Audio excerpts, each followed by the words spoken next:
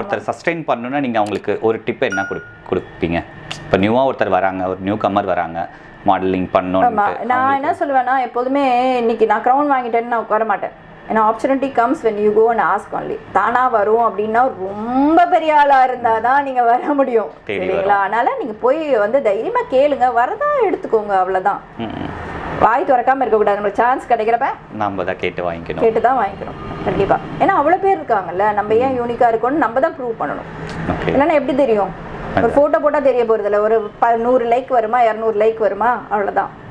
நம்ம கிட்ட என்ன ஸ்பெஷல் இருக்குன்னு நம்ம தான் ஷோ பண்ணி காட்டணும். ஆமாம், கண்டிப்பா. ஓகே. இப்போ நீங்கள் நிறைய பேருக்கு மேக்கப் பண்ணியிருப்பீங்க, நிறைய மாடல்ஸ் இருப்பாங்க. நீங்கள் மாடல்ஸாக இருந்து மேக்கப் பண்ணிவிட்டு இன்றைக்கி அவங்க நல்ல ஒரு ஆர்டிஸ்ட்டாக பார்க்குறவங்க யாராவது ஞாபகம் இருக்காங்களா?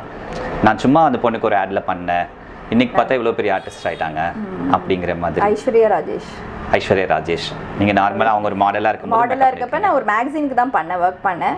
ஸ்டார்டிங் அப்போ தான் என்ட்ரி பண்ணாங்க அவங்க மூவிஸில். அவங்க 2-3 மூவிஸ் இந்த காக்கா முட்டை அதெல்லாம் பண்ணியிருந்தாங்க. இன்னைக்கு she is well known and பெருமையாக இருக்குது. என்னத்துக்கு எனக்கு ரொம்ப பெருமையாக இருக்குன்னா, ஒரு டஸ்கி ஸ்கின் பொண்ணு, அதுதான் எனக்கு ரொம்ப ரொம்ப இன்னைக்கு ராக் பண்ணுறாங்க. கூடிய சீக்கிரம் ஹிந்தி படம்லாம் பண்ண போகிறாங்க. சொல்ல முடியாது, இன்டர்நேஷ்னலியும் அவங்களுக்கு சான்ஸ் கிடைக்கிறோம். அப்படி இருக்கப்ப ரொம்ப பெருமையாக இருக்குது எனக்கு. அவங்களுக்கு பண்ணது வந்து இட்ஸ் ரியலி ப்ரவுட். அவங்கள சொல்லலாம் ஒரு உதாரணம்.